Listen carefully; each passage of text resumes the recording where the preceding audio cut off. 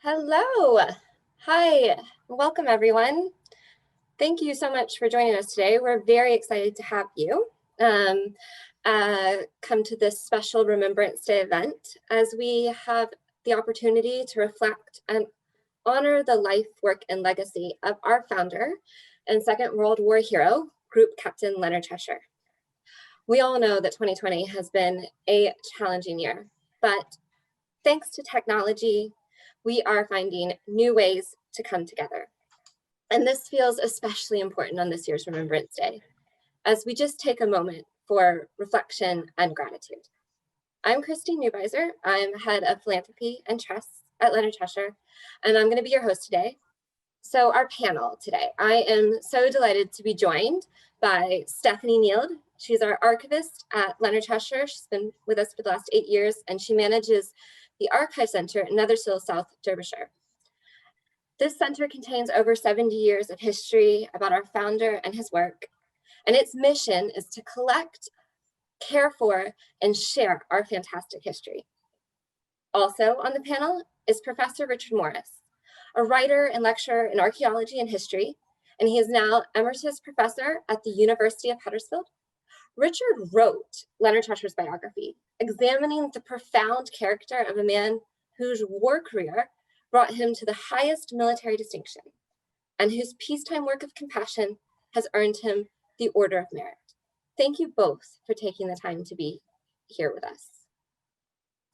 Today, we have a special piece of audio content. It has never been shared before. This is from 1987, and it features Leonard Cheshire and his own reflections about Remembrance Sunday. This fantastic piece of history has been recovered and digitized through our Resonate project.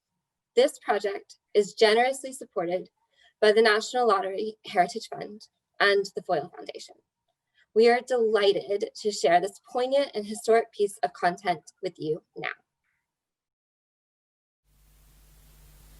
Today is Remembrance Sunday, the day on which the nightmare of world war and the dream of world peace confront each other in the silence of our hearts. There, in the inner sanctuary of our being, and alone with our personal memories, we strengthen our resolve to make the dream more the reality and the nightmare more securely locked away in the prison of the past, but without lowering our guard against a possible future aggressor. As we prepare for this inner face-to-face, let us not forget that ours is a century which brought world war into being, and Europe the continent which twice unleashed it upon mankind. Yet this horror may also be seen as the death throes of one age of history and the bringing to birth of a new age altogether, one in which the weapon has become so powerful and man's aversion to its use so total that war between major powers is no longer a rational act. In the previous age, as far back as recorded history stretches, war was the acceptable way of settling disputes, if no better one suggested itself. Had it not been so, had the 1914 generals and politicians not known public opinion was behind them, they would probably not have acted in the way they did. As it was, their declaration of war was greeted by cheering crowds outside Buckingham Palace.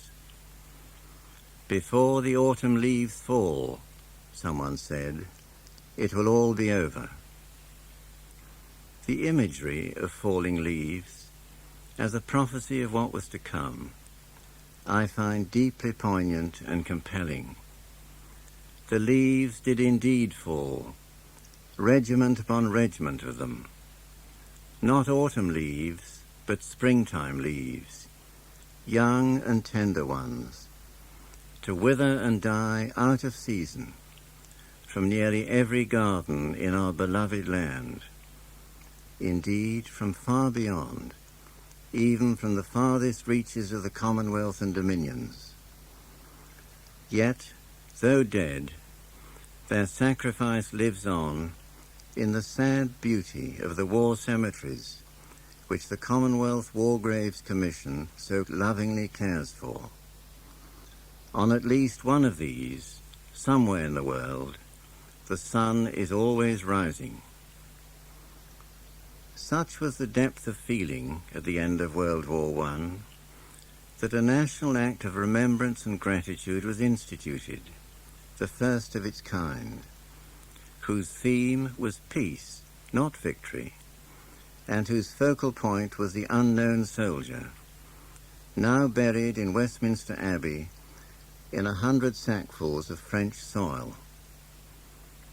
Escorted from Calais to Boulogne by an entire French division, put on the cruiser Verdun as a mark of honour to France, he was brought to the cenotaph, where, waiting to receive him on behalf of the nation, was His Majesty King George V.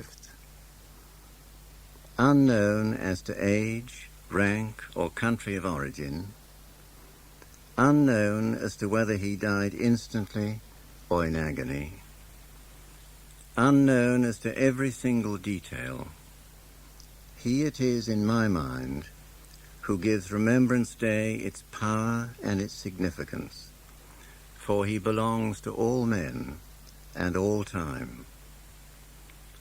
Victim of the death throes of an age of history now receding behind us, he enshrines in his anonymity man's universal longing for peace, towards whose fulfillment each of us must play our own part. Wow, that was fabulous. And now I'm delighted to hand over to Stephanie and Richard to discuss this incredible man. Thank you, Christine. Hello, everyone. A little bit of background for you. This tape comes from our collections here at the Leonard Cheshire Archive and has been digitised thanks to the Heritage Lottery Fund and Foyle Foundation as part of our Resonate project. And when we discovered this, we didn't really know much about the tape, about where it was from, but we believe it to have been a broadcast from 1987. And the clip shows, I think, how the political landscape at that time, where nations were looking at the potential of a Cold War, resonated with Leonard Cheshire as he thought about his own youth in 1939, staring down the battle of what would become the Second World War. And it also shows how remembrance was important to him. And as we talk, Richard and I, you'll see how it was a theme that ran throughout his work. But we can't start a conversation about Leonard and his legacy without talking about his RAF career. And Richard, I'm going to hand over to you just to have a chat about that. Thank you, Stephanie, and good afternoon, everybody. The war period of Leonard Cheshire's life lays the foundation for his remembrance, interests and feelings, because unlike many aircrew in the Royal Air Force, he was active for the entire war. Most aircrew in Bomber Command fly 2 tours of fixed numbers of trips, and then they step down, go to instructing or other tasks. Cheshire does 4 tours, and he's flying on and off in anger throughout the war, and observes the detonation of the second atomic bomb at the end of it on behalf of the British government. Not surprisingly, therefore, he's pretty worn out at the end of the war, and he's actually invalided out of the RAF in late 1945 with he's really quite disturbed. It's the whole war that's done that to him, where he has emerged as an extraordinary leader, leading by empathy and encouragement rather than by ordering people about. There are many people in all the services who lead by ordering people, but Cheshire leads through encouragement, and people therefore work for him because they want to. Yeah, and he has discovered by then that he has a gift, even if he doesn't know why it works. He's discovered he has a gift for drawing people towards him and encouraging them to do things that he wants them to do. Now, during the war, that's dropping bombs and killing people. but after the war, he puts it to a different kind of use. In the immediate aftermath of the war, he runs a series of projects, some of which are harum scarum, some of which are wonderfully intended but don't quite work. And by 1948, the wheels have fallen off all of them. He's exhausted, he's rung out, and he's living in a house that's been given to him by one of his aunts at Lee Court, near Petersfield in Hampshire. And it's just him, because the last project has fallen to pieces. Well, Steph, over to you. Yes, well, that's when we meet the first resident, the first ever resident of a Leonard Cheshire home. In 1948, he's actually dividing his home, Le Court, into flats. And he gets a call from the local hospital to say that somebody who lived there in a previous scheme of his was in hospital dying of cancer and needed somewhere to live. And could Leonard help him? So Leonard immediately tried to move and speak to people who helped ex-servicemen. This man was an ex-veterinary officer for the First World War and had worked for the RAF in the Second World War, and he couldn't find anyone, but he went to see this man, he was called Arthur Dykes, and offered him a home with him, thinking the man would say no, and the man said yes. So suddenly Leonard had moved Arthur in with him. He had got some advice from a local district nurse. He starts nursing for the man and as he's dying, and he becomes friends with him, and that they sit up at night talking about life, and I think a shared experience of war, Arthur having been a First World War veteran. And together they also start exploring faith, and Leonard actually becomes a Roman Catholic at the Christmas of 1948. And Arthur says a thing to him before he dies. He says, Leonard, I think there are going to be more people like me. Don't turn them away if they come to you here. Let them in. And actually somebody did come, the second resident, a lady called Granny, who ended up being driven up from London and moved in with Leonard. And soon before he knew it, he had a house full of people with all sorts of different complex needs and impairments, and people with TB, people with diabetes, people who were using wheelchairs. And this expansion follows him. It follows him down to Cornwall when he gets a job down there. And it just starts to happen. His leadership, it attracts people, and he lets them come along with him. And Richard probably have a bit of a chat now about when he actually caught TB and he ended up in hospital. That was in 1953. It is, and by then he's working down in Cornwall, back with Barnes Wallis, with whom he got to know during the war, dropping his bombs. It's perhaps worth saying that in the early stages, Leonard Cheshire does not set out to found a great charity that cares for people. He finds himself doing practical things in practical ways to help people and to help people be independent. And one thing is leading to another. And I think over a term of years, when he's in the sanatorium at Midhurst for 2 years, having the best part of one lung removed and all kinds of complications, he has time to reflect on this. There is a plan for him there, but he has to discover what it is. He's piecing things together bit by bit. So by 1953-54, he hasn't founded one charity, he's founded 4. And he thinks they're separate things, and it only gradually emerges the fact that he's in fact embarked on one great project rather than lots of little ones. So they kind of amalgamate. And that's also when he starts getting correspondence from India, isn't it? He gets a letter from a Scottish tea plantation owner who wants him to come over, thinks he can help with things over there, and offers him his house. So when he comes out of TB hospital, one would think he would want to rehabilitate and rest, but he goes, founds 2 homes, Staunton Harold's in Leicestershire and Amt Hill, and then he's left for India, and he started the work there in Christmas 1954. Yeah, and in Stephanie's archive, well, in the Cheshire archive, but in the archive at Cheshire that Stephanie looks after, there is a stupendously vivid letter from one of the helpers at Amt Hill to Leonard Cheshire saying, "You're going to India, you can't, what are we going to do without you?" And his reply is brilliant, which is that he said, if I'm essential, if I have to be around for everything to work, then whatever it is we're doing isn't going to work, because it has to work without me. It has to work of its own accord.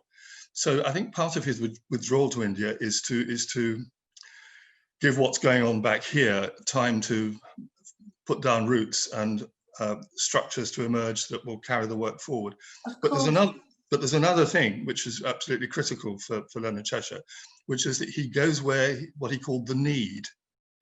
And he is already well aware that the need in India and in other parts of the world is much greater. Okay, it's pretty rough in austerity Britain, but it's nowhere near as challenging it is in parts of other parts of the world.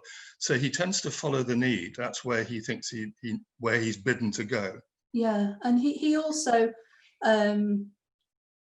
he believes in fate, doesn't he? He believes that things will come and will happen because there's a destiny. When he's in hospital, Lecourt, the first Cheshire home, is going to get a grant from the Carnegie Foundation to build them a new home. They need a new home to live in. And one of the conditions of this grant is that he needs to renounce control over to a committee. And obviously this, I think, was some personal shock to him. He was living in hospital and suddenly he was told that he had to renounce control. But I think the way he reacted to that showed what his personality was like, in that he believed there was a reason behind it, and he did it. And obviously that happening, he could see in reflection in later years that the Carnegie enforcing that and the start of the committee meant that the charity actually got onto a steady footing and began the work properly of the foundation that bears his name today. Yes, and another very important thing to do with the way Cheshire works, and it comes from what you've just said, is that he describes himself, when he's writing about himself, as impulsive. And he believes that one of the things he needs to do is to curb his impulsiveness. And one way to do that is not to do anything too big too quickly. That progress, the great plan, whatever it is, will evolve by a series of small steps. He has a spiritual advisor, Father Fuller, Reginald Fuller, who's a wonderful man who I had the privilege of meeting when I was working on the book in about 1998, thereabouts, living in Westminster, and still full of energy and thought. He's well into his 90s. And Cheshire puts these great questions like, should we have one trust or two, or who should be the trustees? Or when they get offered Staunton Harold, he says, well, we're going to need £16,000 to fix the roof, and we haven't got it. What should I do? And he writes these, and Father Fuller, in some ways, is a bit like Leonard Cheshire. He believes that Providence will take that decision. It's not for him to take it, or for Cheshire. Providence will sort it out, and sure enough, £16,000 turns up next month. So Providence is what I think he's putting his faith in. Yeah. But I'm rambling. But one of the things that the Father Fuller, he's also in touch with Archbishop Grimshaw, the Roman Catholic Church, and who strongly advises him to make the charity, which emerges as Leonard Cheshire, non-denominational and non-religious. Yeah. Partly because he said the Vatican wouldn't understand it, but he also says that if you want to work for everybody, then don't tie it to one particular denomination, and that there becomes its guiding spirit. Yeah. And going back to the international work, I don't think he could have achieved what he did with the expansion abroad into Europe and Ireland and Africa and India and the Far East without attracting people to him who were like-minded, but also were good at their job. One person who comes to mind is Margot Mason, who was instrumental in Leonard Cheshire and the work growing internationally, and was Leonard's right-hand woman for a while. Again, somebody who he had met at Staunton Harold and who he had inspired to follow him. And she devoted years of her life to him and to the work. And I think that was a big component of Leonard's personality. He was a team player. Don't know if you have any thoughts on that, Richard, but he liked to be part of a team, and he liked to be professional, and he wanted to have a common goal for everybody to work towards. he was in some ways quite muddly. I mean, one of his helpers said he works in a muddly way, but I think that's how he thought Providence would create channels down. Muddle creates channels down which Providence flows. Yeah. But he inspires people. There's a whole. If you look at the individual homes, St Teresa's, St Cecilia's in Bromley, all the early homes, they all have 2 or 3 key people who really give 2 or 3 of the years of their lives to him and pretty much do everything for him. Abroad, he has people, his father and family, I think, don't leave them out of this. Yes, of course. His father is a Oxford law professor, and scores of judges and politicians from Commonwealth countries have been past him as students. He now has this global network of former lawyers who provide stepping stones for Cheshire to move around the world. So in fact, there's the British Embassy, at least 3 of the overseas institutions are founded by British ambassadors, because he's got, after his war service, he is persona grata with the establishment.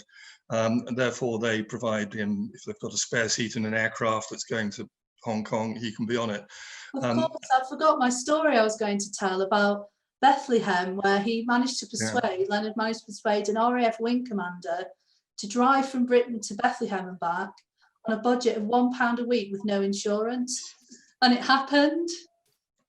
He inspired people, and it's I think that those values are in the charity today, the pioneering spirit and collaboration, and wanting to have people to join on the journey towards making the world a better place. But I think that story is fantastic. There are loads like those stories in the archives. As going back to Remembrance, one of the most powerful things that Cheshire said, and he said a lot of powerful things, was that at the end of the war, the war had been fought with communal effort and central organisation, which we're seeing a bit of today in other circumstances. In a world where families and individuals tend to look after their own interests, in a war everyone has to merge those interests and sacrifice the individual to the greater good.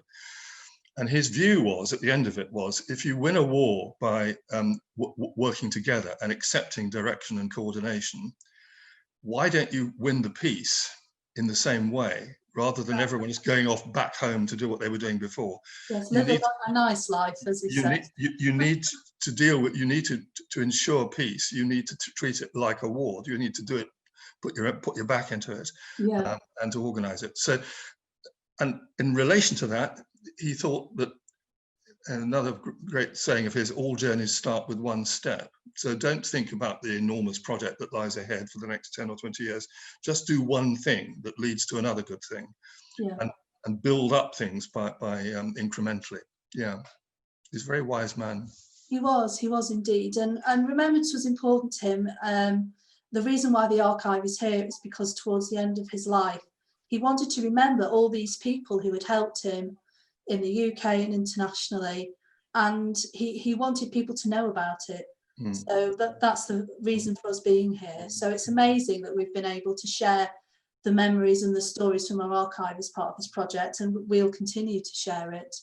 While we're talking about that, Stephanie, it's worth saying that the Sue Ryder material that you also have there. Yes, of course, yes. And of course, the Sue Ryder Foundation originally is a memorial. It is a remembrance.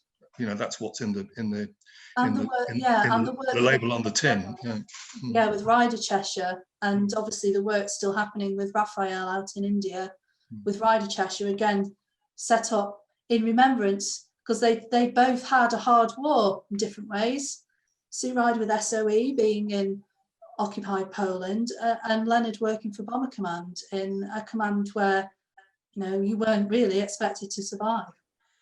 I looked at the figures for Bomber Command just before we started, and Martin Middlebrook did this about 30 years ago.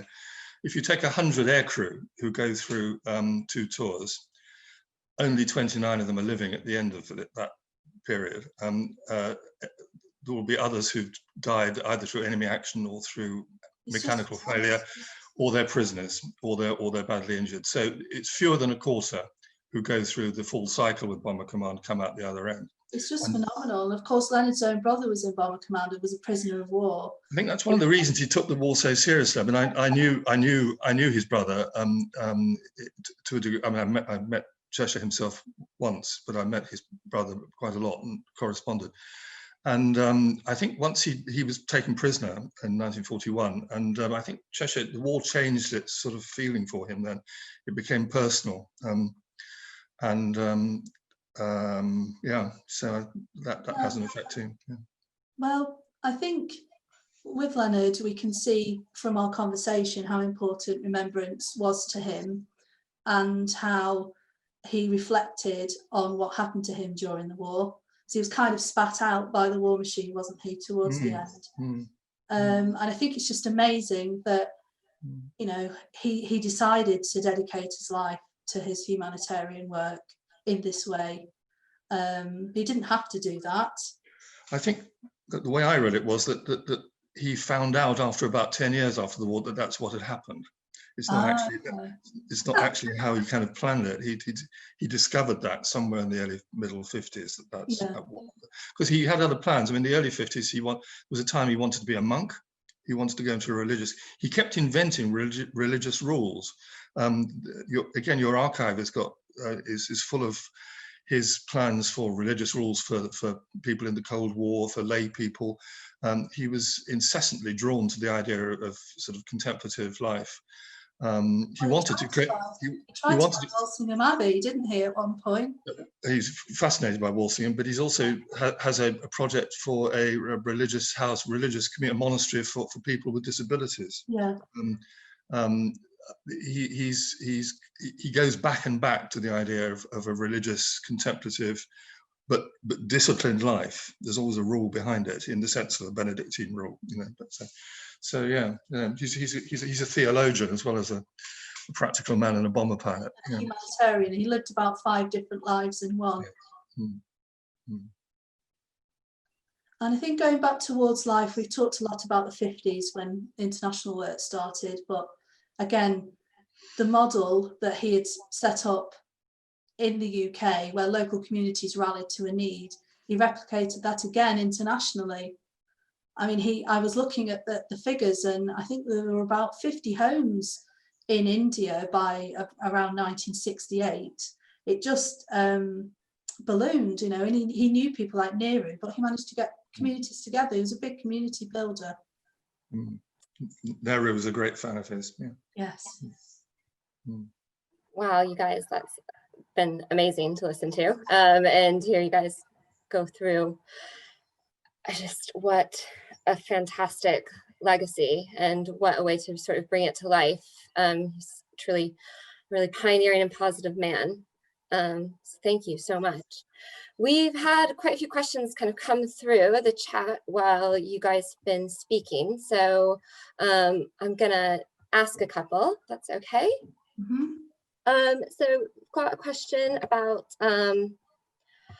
Leonard's involvement in supporting vulnerable people in Poland via Sue Ryder, because we know that Sue kind of set up her charity and the hospices through in Europe, and so just if there's any kind of reflections on that, I think that would be. I think there was work that Leonard did in Poland with Sue, but not through his Leonard Cheshire Foundation, but rather through his Ryder Cheshire Foundation.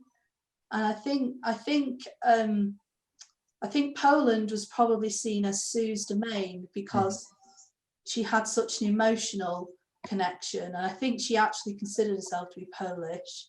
And when she got her period, she chose to be Lady Ryder of Warsaw. The Polish nation allowed her to have a peerage in a different country to the UK. And I think that was because she identified with that community so much.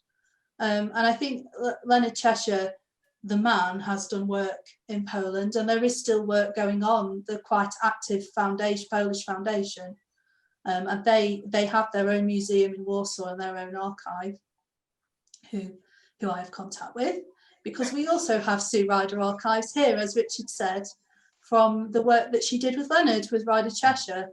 So that, you know, obviously their lives are intertwined, and so the charity work is. I hope that's answered the question. Yeah, Yeah, I think so. The person who's asked it is confirmed that yes, there is that in Poland. That's good. So that's wonderful. Richard, what inspired you to write a biography about Leonard? I'd written another book. It goes back. Let's go back a step. As you said at the beginning, I mean, my main work down to the 1980s was working on medieval churches, and I got rung up one day by a publisher asking if I'd write another book about medieval churches, and I was worn out writing books about churches. But I'd always wanted to read a proper historical biography of the Airman Guy Gibson. So I said, I'll do a biography of Guy Gibson. And so I did. Now, somebody who helped me a lot with it was Noble Franklin, who was then the Director General of the Imperial War Museum. And he'd been the historical consultant on the World at War series, you know, that big ITV series in the 80s. Right. And Noble was he was a great help. He was also Leonard Cheshire's literary executor. And after Cheshire died, Sue Ryder was besieged by people wanting to write his biography, and she turned to him and said, "What do I do? Who should do this?" And he suggested me. He rang me about sort of Christmas Eve in about 1994, like that, and I nearly dropped the phone. I mean, it was a great. Well. Yeah. It's a big job and something you want to do a proper job on, a good job on it. It was difficult. Yeah. So because Sue asked you, that's amazing. Well, she sort of asked me. I mean, to start with, he rang me up and he said, and so then Sue Ryder invited me down to Cavendish. So I went down and we talked, and then we talked a little long into the evening, and it got dark, and then I came home and I expected to sort of hear a letter from her, or a letter saying, "Do you want? Okay, go ahead." But nothing really happened. And then about a month later, she said, "Come and see me again." So I went again, and again nothing happened. And gradually, it sort of became an understanding that I was doing it, but it took quite a while. But Sue was a very distinctive person in the way she went about things. Yeah. Right.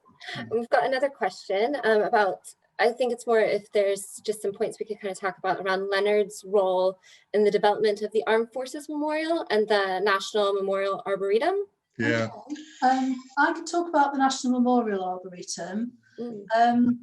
The idea for that came from a Royal Navy man, David Childs, I believe his name was, which was inspired by Leonard Cheshire. I'm not so sure about the timeline because this might have been towards the end of Leonard's life. So he died in the early 90s of the effects of motor neurone disease, but it was very much inspired by him and the charity he'd started towards the end of his life called the World Memorial Fund for Disaster Relief, which was concerned with remembrance. I think the quote was, "Remember a life to save a life."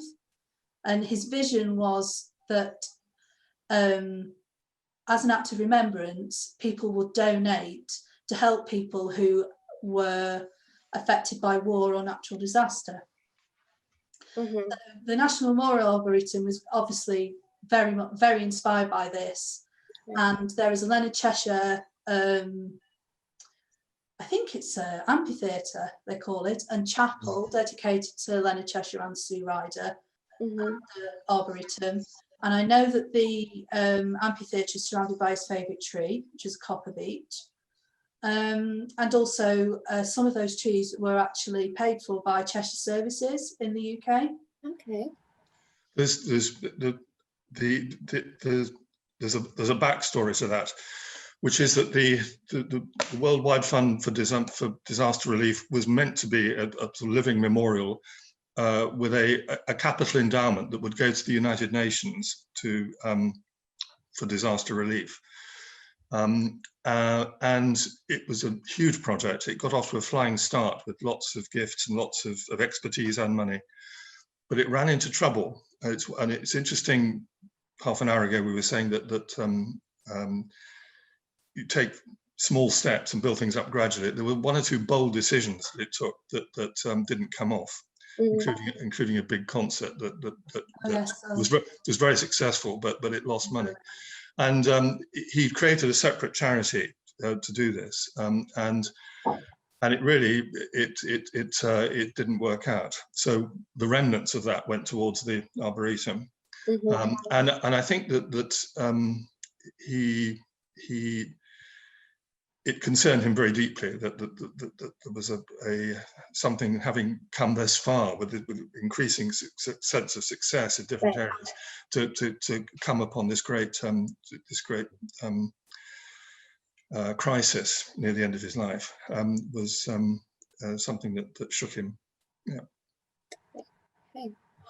Well, we're getting to the end of our question time, so I think this has been just a phenomenal discussion, and it's been really, really interesting to kind of hear all these insights that we just wouldn't have a way of knowing, and just being able to sort of capture them and really sort of hear your insights and talk about them has been really phenomenal. So we're so appreciative.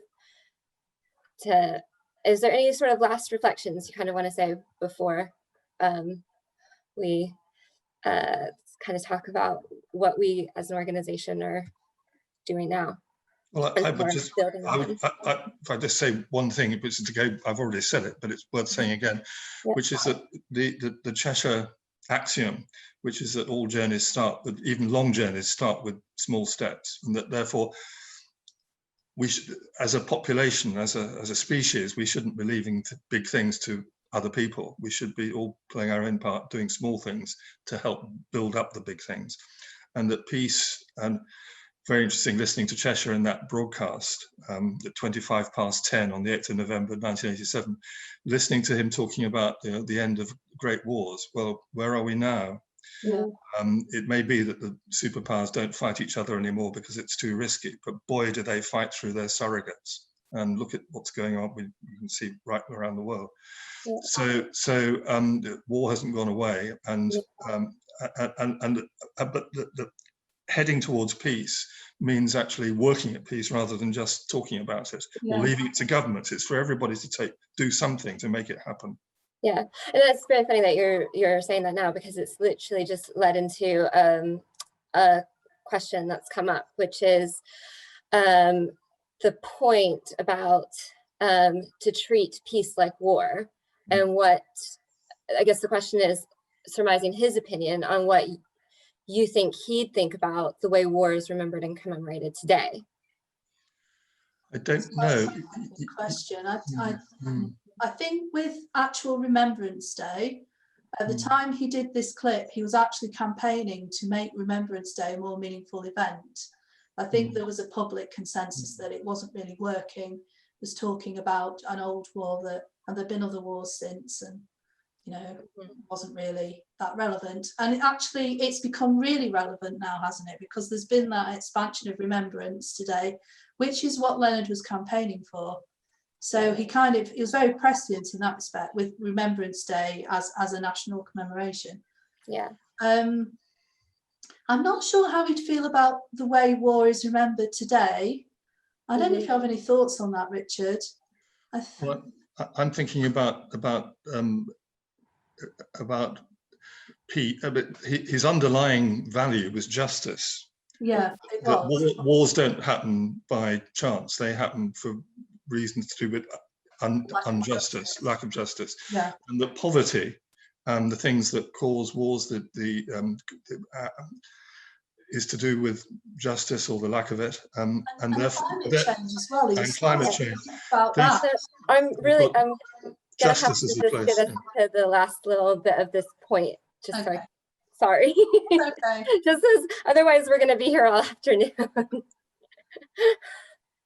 but please follow up on your point, because we could just stay here and talk about this all day. Okay. I don't know. I mean, I don't know about what you think about the way war was remembered. Obviously, that generation of the Second World War is fast leaving us. He was always asked to comment on the war and things he'd been involved in the war. And his line then in the 80s and 90s was that these things happened for a reason, and contributed to the war being won by the Allies and to make the freedom of Europe. But I don't know how we would feel about the commemoration that happens today, because it's becoming quite a new phenomenon, isn't it? Yeah. Well, I suppose we can't go back in time and ask him, so that's fair enough. I think that, thank you. That's been really, really fascinating to hear. Yeah. And I think what this has really done, this whole conversation and these wonderful questions have really highlighted that Leonard's legacy and his values on which our organization was founded have really transcended time. 72 years after our founding, we are now supporting over 75,000 disabled people around the world. And we're supporting them to be able to live, learn, and work as independently as they choose. And we've been really, through Leonard's vision, we've been able to kind of take what he started and grow that. And we are able to deliver that work under sort of those three key themes. And what that means today is that, we've got 120 residential and supported living services across the UK. And collectively, in the last year, we supported around 2,700 people. And our best-in-class social care has provided critical support through the peak of the COVID-19 pandemic. And our care and support goes so much further than just these vital services, because we want to ensure that no one is excluded from their community, even if that traditional concept of community has changed. So we have a thriving volunteering program that literally opens up the doors to the local community through befriending and gardening and walking or even sailing. And more recently, as you can imagine, over the last 7-8 months, this has really shifted to digital volunteering and setting up social sessions through Zoom calls. And this has worked hand in hand with our digital inclusion programs. And last year, we supported 2,560 people to have training and to actually get the right equipment for them to be able to get online. And in our second sort of theme of delivery, of which our programming sort of cuts across, is learn. So we believe that every child has the right to experience the life-saving opportunities that education brings. I'm not sure how many people who are here today will know this, but there are about 65 million school-aged children globally who have a disability. But half of these children are not in school. And last year, us as an organization, we had a record year in our support, both in the UK and internationally. Our inclusive education program in Africa supported more children and trained more teachers and government officials than ever before. So not only did we reach over 5,000 children and support them to go to school, but these children actually reported feeling more included in their community. And it's not just about supporting children for 1 year, but we specifically train teachers and government officials so that our inclusive education principles can be embedded year on year to continue to reach more and more children. And in the UK, we have our thriving Can Do program. And Can Do works in local communities, 24 of them currently, across the UK, to empower young disabled people to gain skills and confidence through volunteering. And last year, we reached over 2,700 young people. And this year, we have pivoted all of our traditional face-to-face delivery to redesign virtual and remote volunteering opportunities. And it has been amazing, because the young people we work with have spearheaded this change and are really excited to find new ways to support their community. And finally, our last sort of theme of delivery as an organization now is work. And so to support disabled people into employment across the globe, we work on both sides of the coin. We're supporting disabled people to access training, gain skills, and improve their confidence.